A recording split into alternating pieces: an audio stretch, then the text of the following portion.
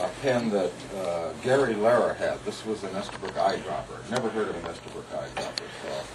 So saw one in the Fischler Schneider book, and they said, well, yeah, Gary Lara has that thing. So I called him up and said, what'll it take to get that pen? And I asked him, how much do you want? And of course, you know, no collector's going to give you a price on anything. He says, what do you got to trade? So the only thing I had at the time that was a duplicate was a Parker 16, gold eyedropper. And I said, well, I got this Parker 16. He said, well, that's a little heavy for an Esterbrook. I said, well, that's what I said. I'll send it to you, and do you have any more Esterbrook? He said, well, I have a few more. So I sent him the Parker 16, and he sends back a box this big, full of Esterbrook. There must have been 30 pens in there.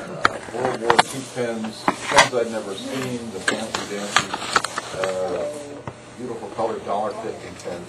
It filled out my collection like nothing. So I called him out, and I called him back and said, Gary, this is a lot of pens, you know, for one Parker 16. And he says, well, as far as I'm concerned, we're straight up with the exception. Move ahead to about a month and a half ago. I'm cruising eBay. And about that time, in Esterbrook,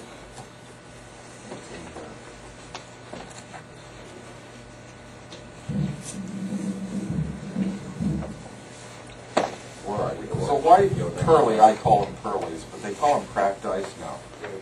One of these things, white pearl pen and pencil set, brought down $850, final bid. In the same time period, a Parker 16 languished for one of a $450 opening bid.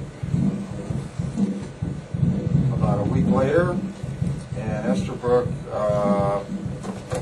Vision Master, Fred has one of them. It's the post-World War II chrome dome visualated pen.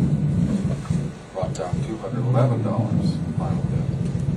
And a Waterman Inkview, either silver or emerald, I forget which, languished for one of a $150 opening bid. Wow. Now there's no collector up until that time, not even myself, would ever think that any Esterbrook would outperform any Parker gold green eyedropper pen. All right. Nor would any Esterbrook outsell a Waterman Inkview. The best Esterbrook at best would be a medium grade kind of a collectible. In fact, the highest price when this came out you could get for the best looking Esterbrook there was would have been about $60. So I announced to the world, as I did on the internet, Esterbrook has arrived. It is a legitimate collectible, all right? And I think even heavy hitters are weighing in on them now, because I've never heard of any such prices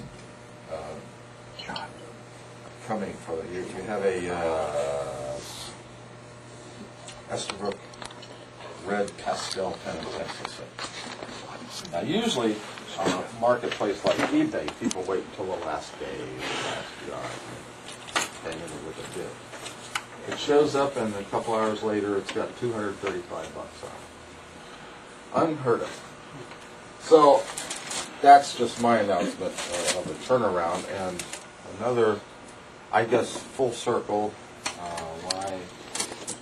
Back in 1980, when I wanted another Esterbrook to write with and couldn't find any, I came to Fred. And he sold me the first Esterbrook I had had in 20 years. And here he is. Here I am. The first time ever I've been invited to speak before anybody about an Esterbrook. Wow. So it only took 30 years, but maybe it was worth the wait. Now, I made these handouts here, but I didn't anticipate. I made 10 of them. These are courtesy of a fellow named Brian Anderson, who has a website called www.esterbrook.net. And he started collecting, he says, back in 1997. However, what he has is more extensive than anything I ever got a hold of. I don't see any of the Waterman #2 style eyedroppers.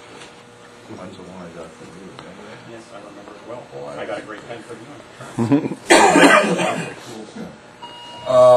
So I have 10 of them, and I want to keep one to kind of speak from, which I'll give out. So how do we do this? SD fans, where are you? We're all here, yeah. You can get these, and anybody else who would like these, here you go.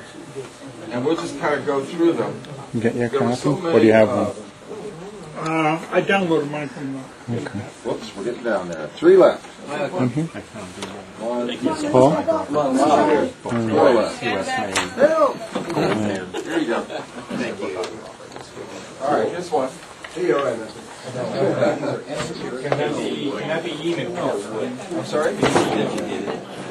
Yes, I have it on. This is a Word document. I can email it to you if I need to give you your email address. I'll be happy to do that. More and more I find.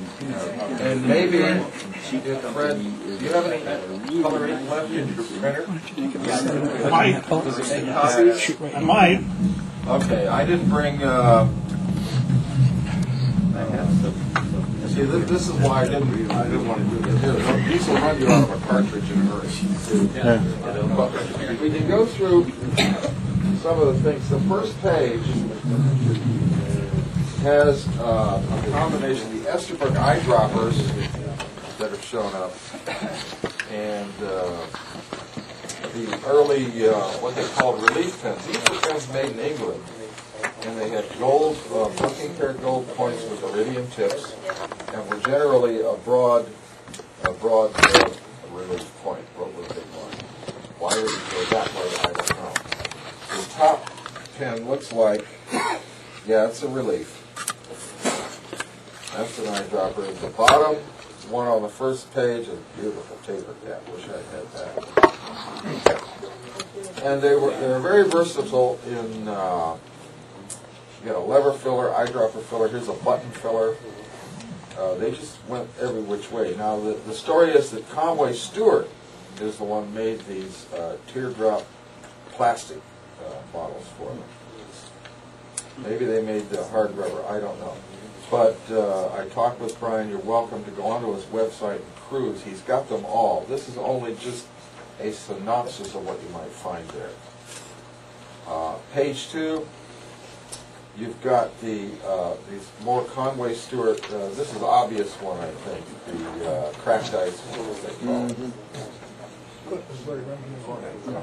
Yeah. And the other's this teardrop European.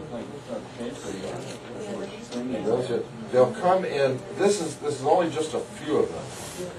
There's more colors out there. Well, anything you could have made in plastic in those days, you'll find on one of these pens.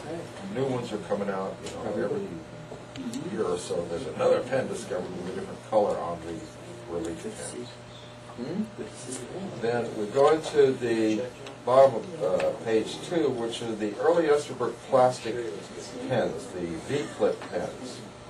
And this is what they offered then. That's the entire line. You either got it in black or one of the 3, what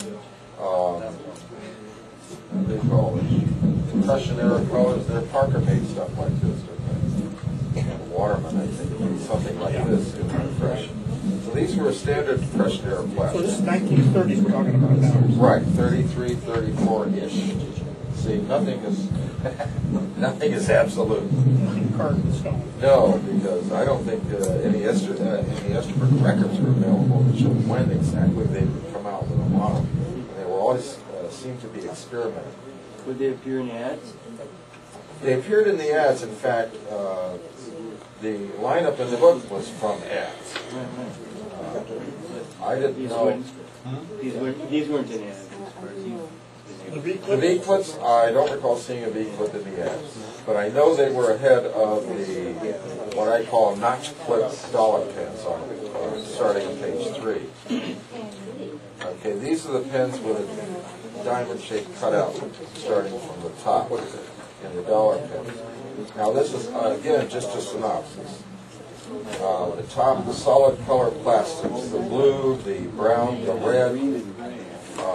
Is that unusual having the gold trim? Right, it is. That's One of those hard play.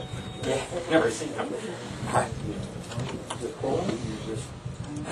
Somebody may have done it. No, I don't think that's happened. No. Probably found it too expensive to use gold plated or use the gold fill. These solid color plastics that they used were bad plastics. If you get a good one that's full, that's a darn lucky.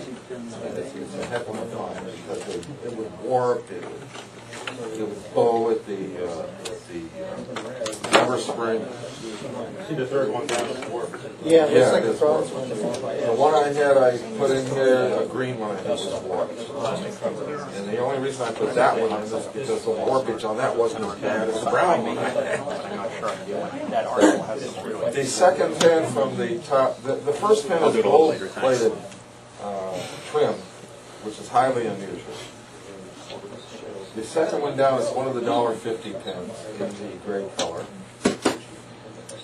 And the fifth one down is a demonstrator, believe it or not. That's remarkable. They made a demonstrator. As I say, these are from the collection of Brian Anderson, who went tons further than I ever did. On the fourth pen, you have the fourth page. You have the later dollar pens.